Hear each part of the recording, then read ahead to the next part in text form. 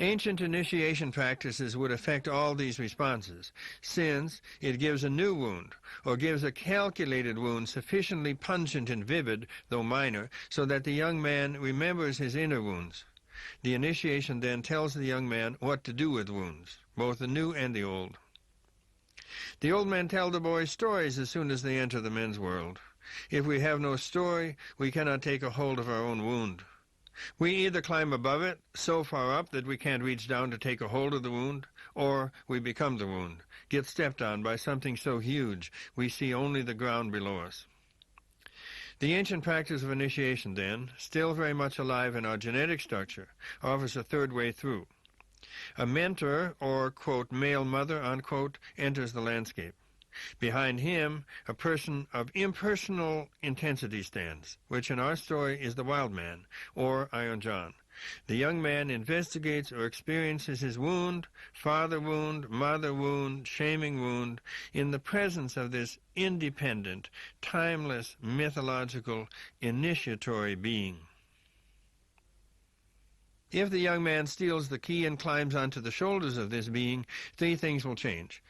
The wound, rather than being regarded as bad luck, will be seen as a gift. Second, the sacred or secret water, whatever that is, will appear. Finally, the energy of the sun will somehow be carried into the man's body. The wild man in our story takes the boy to a sacred spring to water. We note that golden fish and gold snakes swim in this water. Mythologically, this is the old sacred spring guarded by the wild man and sometimes by the wild woman as well. If this spring is ever polluted, the old Celtic stories say, then everything on the earth will die. So the water is an important place. Psychologically, this is the water of soul life, but only for those ready to go in. Those working with alcoholic families in the last 10 years have made much of the word denial, and it's a good word. Denial stands for amnesia, forgetfulness, oblivion. An ocean of oblivion sweeps over a child when it is shamed. Denial means we have been entranced. We live for years in a trance. Being brought to the water by a mentor means the end of enchantment. The wild man's water does not itself heal the wound that led to escape or to ascension, but it gives strength to the part of us that wants to continue the effort to gain courage and to be human. When Iron John takes the boy to the water, the energy of the sun is somehow carried into the young man's body.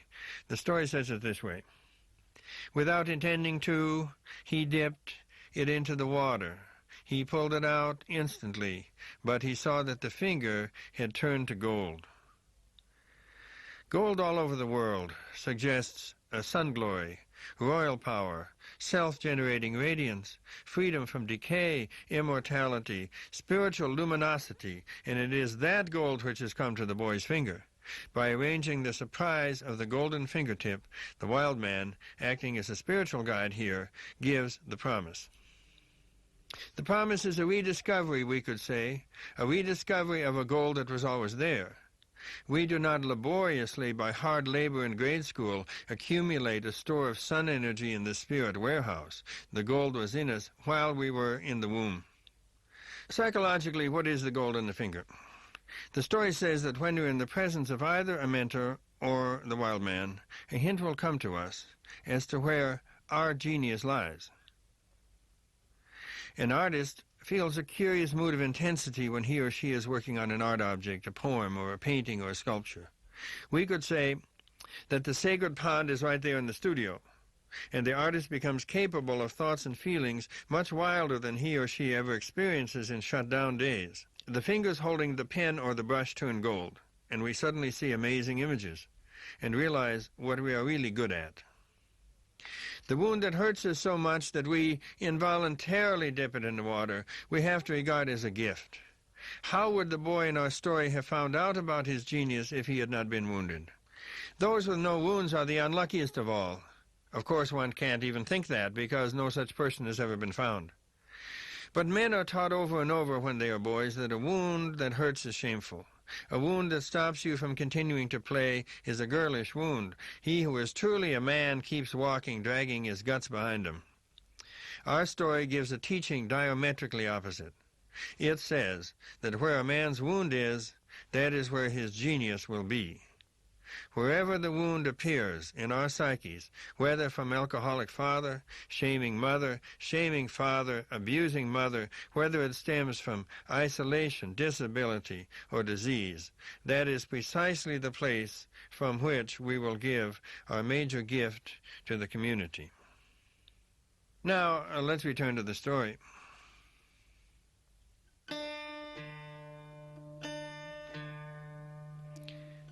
We are leaving our time now. We are leaving our time now. There are 7 oceans on this planet. We are going now to the 8th ocean. Early the next morning, the boy sat again at the spring watching over it. His finger still hurt, and after a while he ran his hand up through his hair. One hair, alas, came loose from his head and fell into the spring. He immediately reached down and pulled it out, but the hair had already turned to gold. The moment Iron John returned, he knew what had happened. "Ah, you've let a hair fall into the spring. I'll allow it this time, but if it happens a 3rd time, it will dishonor the spring, and you will not be able to stay with me any longer." We could say that the boy in our story has elevated his wounded finger this time. And that's a little different from dipping it. First a man dips his wound, one could say, into psychological water, and then he elevates it into mythological space. Wounds need to be expanded into air, lifted up on ideas our ancestors knew, so that the wound ascends through the roof of our parents' house, and we suddenly see how our wound, seemingly so private, fits into a great and impersonal story. Mythology helps to give weight to our private wounds. To feel the wound in a particular part of our body gives our wound weight, and to understand it as a part of an ancient story gives it weight. Without the weight given by a wound consciously realized, the man will lead a provisional life. The wounded finger this time gets associated with hair. Hair covers the wild man and the wild woman, as we know from many sources. The question of hair comes up a lot in this story. When we look for cultural associations with the word hair, we notice at least 4 linkages. The first is the sexual energy. When a young Roman woman joined the Vestal Virgins, the other women ritually shaved her head. Monks during the Middle Ages were tonsured, and Orthodox Jewish women to this day wear wigs to hide their own hair. Because animals exhibit hair in profusion, and because we see our own sexuality as animal, that linkage is unavoidable. Hunters traditionally wear long hair, as do the animals that they hunt. Hair, then, can stand for animal life in general, particularly the life of wild animals. Hair suggests not only closeness to animals through hunting or domestication, but it suggests all forms of animal hot-bloodedness. Reptiles, cold-blooded, lack hair, and so hair comes to represent that passionate, flaring nature peculiar to mammals. Hot tempers, redheads, fiery temperaments, passionate impulsiveness, spontaneity, explosive emotions, leonine fierceness, tigerish jealousy. Finally, hair suggests excess. The hairiness of Enkidu, the Babylonian Wild Man, or Pan, the Goat Man, suggests that hair stands for what is beyond the boundaries of all middle-of-the-road civilization. Pan is outside the enclosure.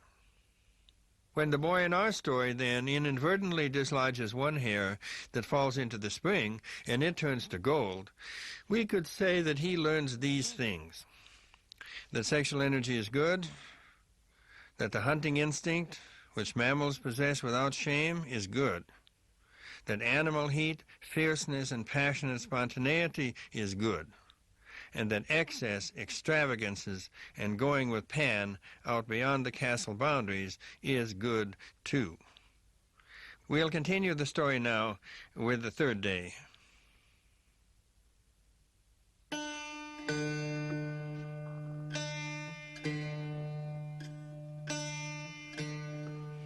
We're leaving our time once more. We're going to a time Before time appeared on the clock faces, before it appeared on our wrists,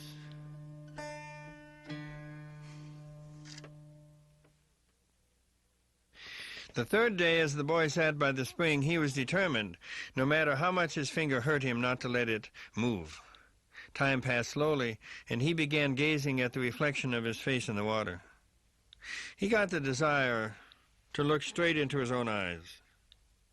And in doing this, he leaned over farther and farther.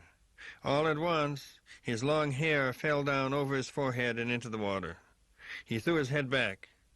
But now all his hair, every bit, had turned gold, and it shone as if it were the sun itself. Now the boy was frightened. He took out a kerchief and covered his head so that the wild man wouldn't know what had happened. But when Iron John arrived home, he knew immediately. "Take the kerchief off your head," he said. The golden hair then came tumbling down over the boy's shoulders, and the boy had to be silent. In our story, the boy's hands now remain behind his back. It isn't the hands that reach out now, but the eyes. The eyes began to search around him, their curiosity perhaps intensified by the intimation that gold is everywhere, mysteriously present even in clear water. He focuses on his own face, finally on his own eyes. We know that shame often keeps us from meeting other people's eyes, or our own. But when we do look into our own eyes, whether we do that staring into a mirror or into a pond surface, we have the inescapable impression, so powerful and astonishing, that someone is looking back at us. The person who gazes in the mirror receives an awareness of his other half, his shadow, or hidden man. Awareness of that hidden man is a proper aim for all initiation. The experience teaches him that the eyes he sees are not just him, but some other man, not included very well under the name his parents gave him. The one looking back is at the same time a man's shadow or dark side, but also his spiritual twin, his white shadow. Rolf Jacobson, the Norwegian poet, calls him your shadow, the white one, whom you cannot accept, and who will never forget you. The Gnostics spoke a great deal about the twin, whom they imagined to have been separated from us at birth. The twin retains the spiritual knowledge given us before birth. The twin, when he or she re-enters the psyche, insists on intensity and seriousness. In our story, there is no mirror. The mirror is made by nature, or more exactly, it is nature. We could say that the boy in our story has seen eyes looking back at him from nature. The story implies that we, as human beings, are not the only source of ordered intelligence and conscious awareness. The eyes in the water can be regarded as an emblem of the consciousness in nature, the intelligence out there. We could sum up by saying that when a man has received a glimpse of his own psychic twin, and when he has seen the intelligence in nature, its consciousness or intent, then that man's hair turns gold. He has a golden head. We note that the boy in our story seems very young to have a golden head. We gather from the way he hides it under the kerchief that he feels it is not proper and right to show it. 3 days have now passed in ritual time. These 3 days could be 15 years in our time. The initiator gives the boy a task, and he failed at it 3 times. But he receives a gift anyway each time. The failures rose from the pain he felt and from his human inability to keep attention, but the gift came from the water, with whom he has somehow established a relationship. We deduce that accepting an initiatory task is more important than succeeding or failing at it. We would guess that the boy has done all right. If we return to the story now, we hear Iron John's final words after the 3 days at the pond.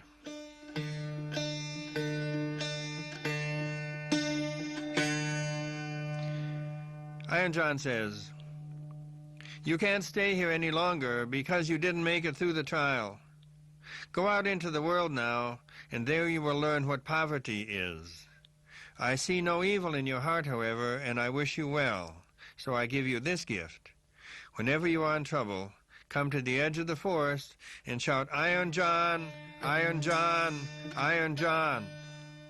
I'll come to the edge of the forest and help you. My power is great, greater than you believe, and I have gold and silver in abundance."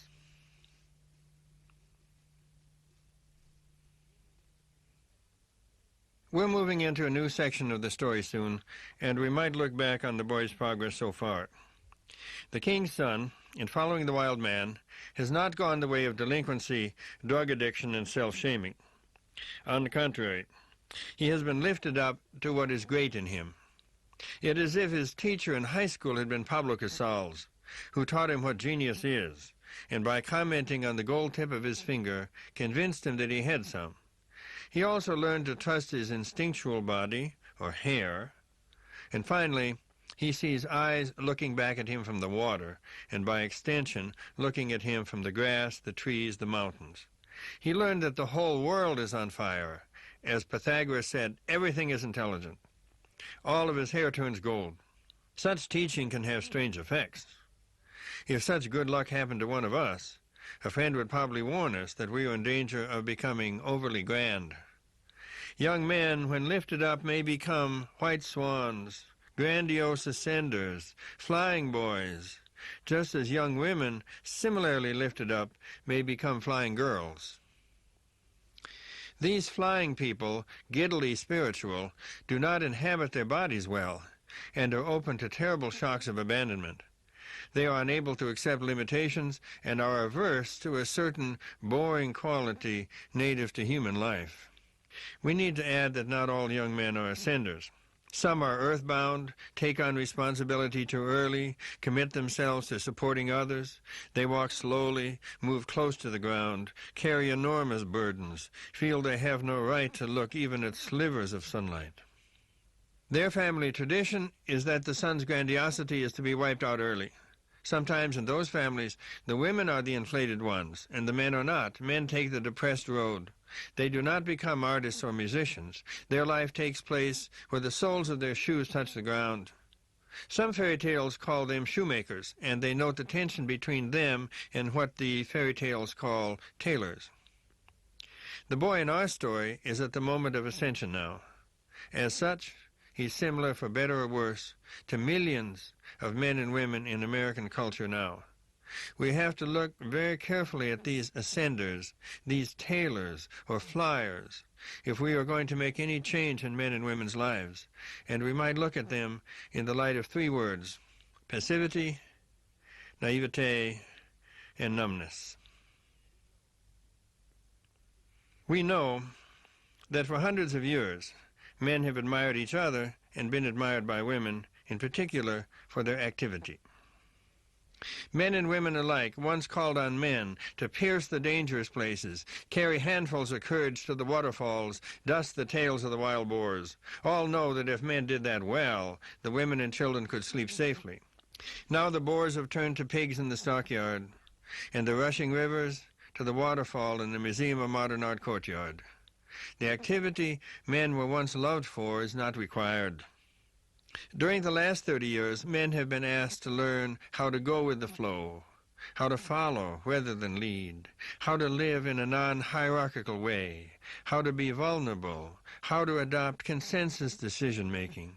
Some women want a passive man if they want a man at all. The church wants a tamed man, they're called priests. The university wants a domesticated man, they're called tenure-track people. The corporation wants a team worker, and so on. William Blake roots passivity in earliest childhood.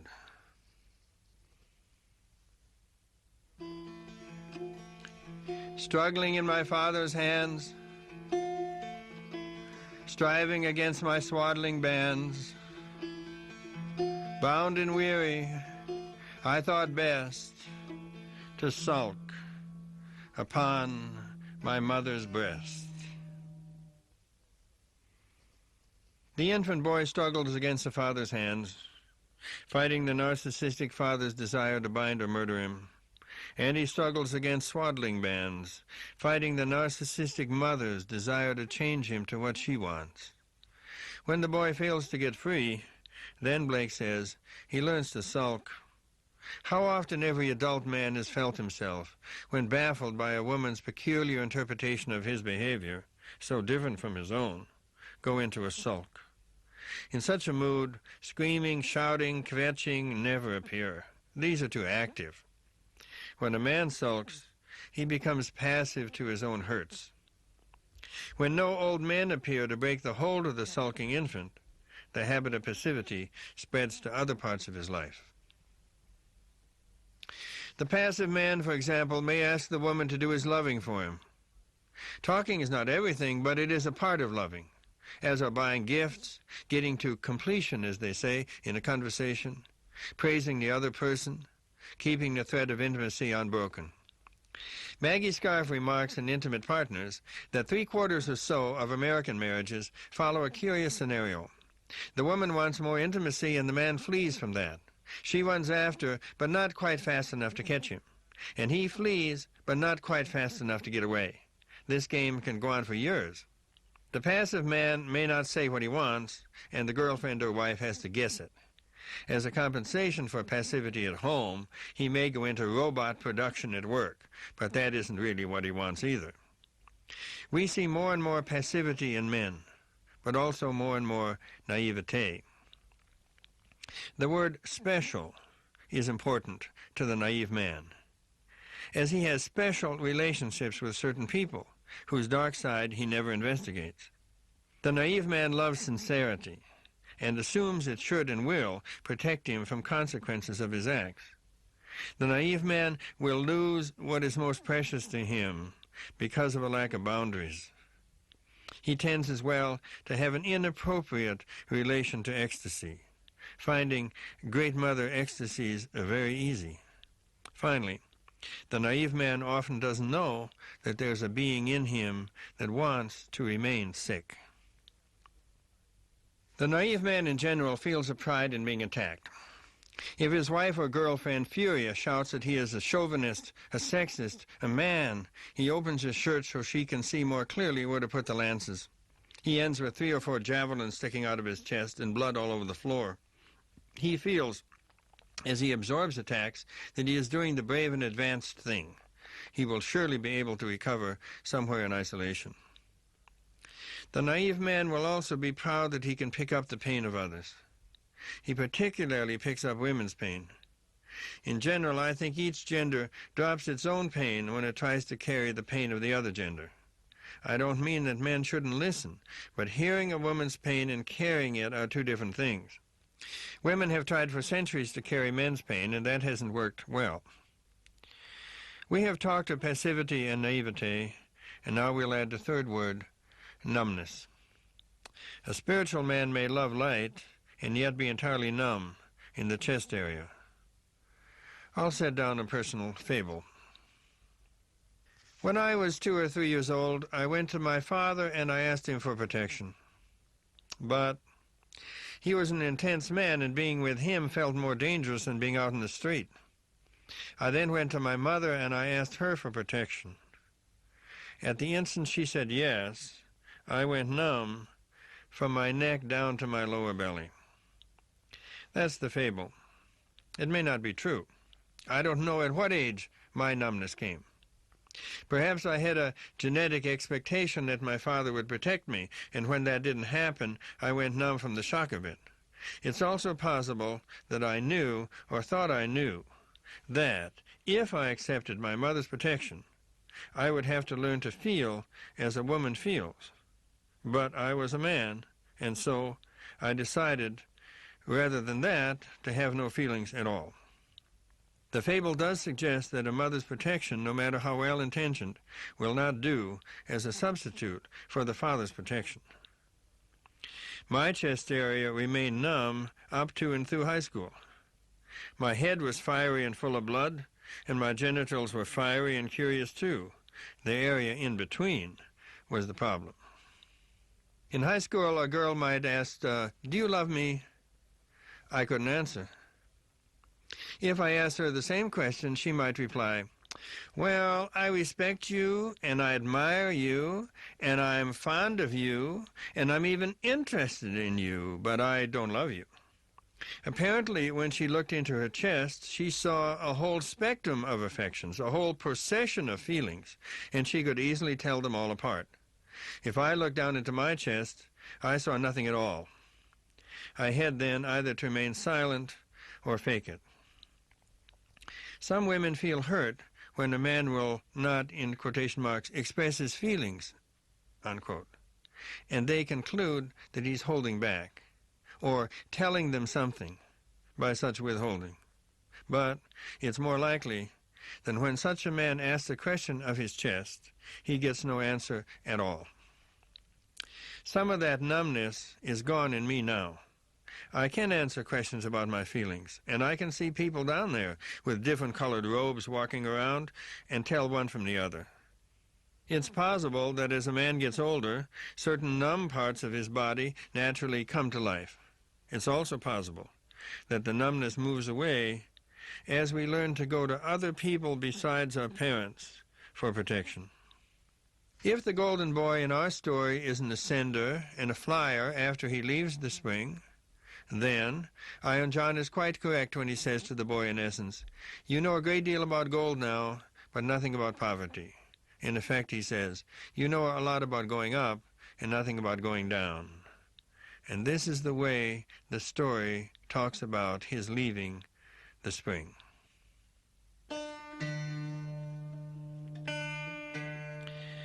We are leaving our time now. We are going to a place where time moves more slowly. Then the king's son left the forest, and he walked by beaten and unbeaten paths, ever onwards, until at last he reached a great city. And there he looked for work, but could find none. And he had learned nothing by which he could help himself. At length he went to the palace and asked if they would take him in. The people about court did not at all know what use they could make of him, but they liked him and they told him to stay. At length the cook took him into his service and said that he might carry wood and water and rake the cinders together. The king's son is going to experience something completely different now. To fall from being a king's son to being a cook is the step the story asks for. Carrying wood and water, working in the basement of the castle where the kitchen is, stands for the drop through the floor, the descent, the humiliation, the way down and out. We find that phrase in George Orwell's title, Down and Out in Paris and London. When Orwell decided to go beyond the naivete he inherited from his middle-class upbringing, he too got a job in the basement, and his novel is full of the underground life of the kitchen help in big hotels. For young men who have graduated from privileged colleges or who have been lifted upward by the expensive entitlement culture, their soul life often begins with this basement work in the kitchen. The way down and out usually separates the young man from his companion flyers and from their support, and it makes him aware of a depression that may have been living unnoticed in him for years. A mean life of ordinariness, heaviness, silence, cracks in the road, weightiness, and soberness begins. Our story simply says that after wandering around a while, having no craft, the young man at last got a job in the kitchen, which is traditionally in the basement of a castle. The story says that after all the gold fingertips and hair, what is proper next for the man is the whirlpool, the sinking through the floor, the drop, what the ancient Greeks called katabasis. There is something more than a little frightening about this drop. Our ego doesn't want to do it. And even if we drop, the ego doesn't want to see it. The sounds in katabasis, harsh and abrupt, feel right for this trip. We remember Oedipus and his katabasis. One day an arrogant, demanding king, the next a blind man led around by others. These days, katabasis comes about through addiction, alcohol, cocaine, crack. The man loses his health and ends up with thin legs, flat energy, deprived of wife and children, deprived of friends, house, money. He loses his job, self-respect, quote, and every mark of his former art and life. The way down and out doesn't require poverty, homelessness, physical deprivation, dishwasher work necessarily, but it does seem to require a fall from status, from a human being to a spider, from a middle-class person to a derelict. The emphasis is on the consciousness of the fall. One has the sense that some power in the psyche arranges a severe katabasis if the man does not know enough to go down on his own. Depression is a small katabasis, and something other than us arranges it. Depression usually surprises us by its arrival and by its departure. In depression, we refuse to go down, and so a hand comes up and pulls us down. In grief, we choose to go down. With initiators gone from our culture, we do not receive instruction on how to go down on our own. We could use the phrase, going into grief, for the conscious act of descent. But one sometimes feels that in the United States, a man is supposed to feel grief only at a funeral. Descent or kitchen work can take two other forms. We'll name these as taking the road of ashes and moving from the mother's world to the father's world. Ashes and cinders, in fairy tales, are code words for the ashy, sooty, depressed, out-of-it time. We imagine in our day that to be assigned to the hearth is some sort of punishment, but in the fairy tales, that assignment goes to the lucky third son, who is the magical ashy fool, and to the lucky third daughter. Cinderella, the magical suffering child of the mother, is one. For those children, tending the hearth is the right task. To live the life of ashes is very different from dropping into katabasis. It doesn't require a fall in social status. It is not so explosive.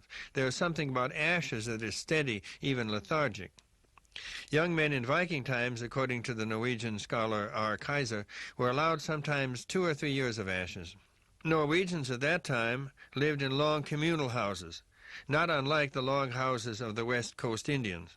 In his book on the Old Norsemen, Kaiser described how 30 or 40 people slept in the beds along the walls. Down the center of the hall, they laid out a pavement which acted as a fireplace. Smoke went up through holes in the roof. Ashes lay in long heaps, 2 or 3 feet from the pavement, between it and the beds. It turned out that young men sometimes would lie down in that space between the fire and the ash pile and stay there 2 or 3 years. According to Kaiser, such as these might constantly be seen crouching over the fire, rolling themselves in the ashes, eating ashes, and neither caring to employ themselves in anything useful, nor to keep themselves in a state of cleanliness. Apparently some also chewed cinders. They were called cinder biters. It's clear that the young men were going through some kind of hibernation or ritual lethargy, and the older men and women allowed it. If a young man now feels the need to drop out of school, there is no ritual for that, and he may easily end up shamed or worse in prison. Kaiser mentions a cinder biter in the 11th century named Starkad, who remained in the ashes several years until his foster father invited him to go on an expedition. At that point he stood up, shaved and dressed, and became one of the best warriors on the expedition, and later became a distinguished poet as well, remembered in the sagas. Despite our Disneyland culture, some men around 35 or 40 will begin to experience ashes privately, without ritual, even without old men. They begin to notice how many of their dreams have turned to ashes. A young man in high school dreams that he'll be a race driver, a mountain climber, he'll marry Miss America, he'll be a millionaire by 30, he'll get a Nobel Prize in physics by 35, he'll be an architect and build the tallest building ever. He will get out of his hick town and live in Paris. He will have fabulous friends. And by 35, all these dreams are ashes. At 35, his inner stove begins to produce ashes as well. All through his 20s, his stove burned with such a good draft that he threw in whole nights until dawn, drinking parties, sexual extravagance, enthusiasm, madness, excitement. Then one day, he noticed that his stove doesn't take such big chunks anymore. He opens the stove door, and ashes fall out on the floor. It's time to buy a small black shovel at the hardware store and get down on his knees. Franklin Roosevelt found his ashes in his polio. Anwar Sadat in his prison. Solzhenitsyn in the Gulag. Some of our liveliest writers, John Steinbeck, William Faulkner, Thomas McGrath, Tilly Olson, David Ignato, Kenneth Rexroth, found their ashes in the poverty of the Depression. We could say that a man finds katabasis only through dropping, poverty, abrupt change in social class, and prison is a traditional place to experience both katabasis and ashes. But a man may keep his job and family and still experience ashes if he knows what he's doing. When initiation is in place, the old men help the boys to move from the mother's world to the father's world, and we'll call that the third form of the descent. Boys have lived happily since birth in the mother's world, and the father's world naturally seems to them dangerous, unsteady, and full of unknowns. We recall that most cultures describe the first stage of initiation as a sharp and clean break with the mother. Old men simply go into the women's compounds with spears one day, when the boys are between 8 and 12, and take the boys away. When gender issues, as we call them, are well understood, the women do not oppose the initiatory work with the boys, nor helplessly yearn for it, but participate enthusiastically and sadly in the drama of it.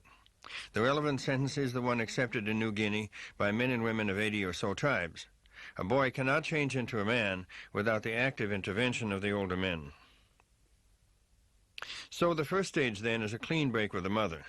That happens in our story when the wild man takes the boy on his shoulders. But a break is only a break, and it doesn't imply any internal movement inside the boy. All that is still to happen. With most of us, it is still happening. Simply put, the boy needs to move from the mother's house to the father's house. Shakespeare's Hamlet describes with fantastic wit and in heartbreaking detail the difficulty of this move. If no old man or competent initiator is present at this stage, and Polonius certainly is not such a man, all moves slowly. We learn one more thing from Hamlet. A young man cannot make the move to the father's world alone without taking into himself the dark side of the trickster. A man's effort to move to the father's house takes a long time. It's difficult, and each man has to do it for himself. For Hamlet, it meant giving up the immortality or the safe life promised to the faithful mother's son, and accepting the risk of death always imminent in the father's realm. Moving to the father's world does not necessarily mean rejecting the mother or shouting at her. Hamlet is off in that respect, but rather the movement involves convincing the naive boy or the comfort-loving boy to die. We surmise, then, that when a man accepts the descent as a way to move to the father's house, he learns to look at the death side of things, accepts the snake rather than the bird as his animal, increases his tolerance for ashes, and Saturn becomes his god. Saturn helps men to get heavy with the full weight of their wound and the full power of their failures. As I've participated in men's gatherings since the early 1980s, I've heard one statement over and over from American men, which has been phrased in 100 different ways. There is not enough father. The sentence implies that father is a substance like salt, which in earlier times was occasionally in short supply, or like groundwater, which in some areas now has simply disappeared. Geoffrey Gore remarked in his book, The American People, that for a boy to become a man in the United States in 1940, only one thing was required, namely, that he reject his father. He noticed, moreover, that American fathers expect to be rejected. Young men in Europe, by contrast, have traditionally imagined the father to be a demonic being whom they must wrestle with. Many sons in the United States, however, visualize the father as a simple object of ridicule to be made fun of, as in fact he is so often in comic strips and television commercials. One young man summed it up: a father is a person who rustles newspapers in the living room. Traditional cultures still in existence seem to have plenty of father. In so-called traditional cultures, many substitute fathers work with the young man. Uncles loosen the son up or tell him about women. Grandfathers give him stories. Warrior types teach weaponry and discipline. Old men teach ritual and soul. All of them honorary fathers. Fathers and sons in most tribal cultures live in an amused tolerance of each other. The son has a lot to learn, and so the father and son spend hours trying and failing together to make arrowheads or to repair a spear or track a clever animal. When a father and son do spend long hours together, which some fathers and sons still do, we could say that a substance almost like food passes from the older body to the younger. The contemporary mind might want to describe the exchange between father and son as a likening of attitude, a miming, but I think a physical exchange takes place, as if some substance was passing directly to the cells. The son's body, not his mind, receives and the father gives this food at a level far below consciousness. The son does not receive a hands-on healing, but a body-on healing. His cells receive some knowledge of what an adult masculine body is. The younger body learns at what frequency the masculine body vibrates. It begins to grasp the song that adult male cells sing, and how the charming, elegant, lonely, courageous, half-shamed male molecules dance. When a father absent during the day returns home at 6, his children receive only his temperament, and not his teaching. If the father is working for a corporation, what is there to teach? He is reluctant to tell his son what is really going on. The fragmentation of decision-making in corporate life, the massive effort that produces the corporate willingness to destroy the environment for the sake of profit, the prudence, even cowardice that one learns in bureaucracy, who wants to teach that? No historical models prepare us for the contemporary son's psychic condition. To understand the son's psyche, we have to imagine new furniture, new psychic figures, new demon possessions, new terrors, new incapacities, new flights. Enormous changes have appeared at the last minute. Few of us, fathers or sons, are prepared for such vast changes. I have mentioned so far the young men's father hunger and the starving bodies of the sons. We might look now at the disappearance of positive kings. The patriarchy is a complicated structure. Mythologically, it's matriarchal on the inside, and the matriarchy is equally complicated, being patriarchal on the inside. The political structure has to resemble our interior structure, and we know that each man has a woman inside him, and each woman has a man inside her. The genuine patriarchy brings down the son through the sacred king into every man and woman in the culture, and the genuine matriarchy brings down the moon through the sacred queen into every woman and every man in the culture. The death of the sacred king and queen means that we live now in a system of industrial domination, which is not patriarchy. The system we live in gives no honor to the male mode of feeling nor to the female mode of feeling. The system of industrial domination determines how things go with us in the world of resources, values, and allegiances, what animals live and what animals die, how children are treated, and in the mode of industrial domination there is neither king nor queen. The death of the sacred king and the disappearance of the group king means that the father shortage becomes still more acute. When a father now sits down at the table, he seems weak and insignificant, and we all sense that fathers no longer fill as large a space in the room as 19th century fathers did. As the father seems more and more enfeebled, dejected, paltry, he also appears to be the tool of dark forces. We remember that in Star Wars we are given an image of Darth Vader upon the Dark Father. He is wholeheartedly on the side of the dark forces. The demons who have set up a propaganda shop in the son's psyche convince him that his father's darkness is deeper than the son ever imagined. What can be done about that? The son finds out early that his mother cannot redeem his father. Moreover, in most cases, she doesn't want to. The only one left to do it is the son. As long as the political kings remained strong, the father picked up radiance from above, and the son tried to emulate the father, to become as bright as he is, to reach to his height. The son perceives the father as bright. Though this may not have been true in reality, we notice that literature as late as the 18th century is full of this sort of deference, this reverence for the father, and emulation. In our time, when the father shows up as an object of ridicule, as he does on television, or a fit field for suspicion, as he does in Star Wars, or a bad-tempered fool when he comes home from the office with no teaching, or a weak puddle of indecision as he stops inheriting kingly radiance, the son has a problem.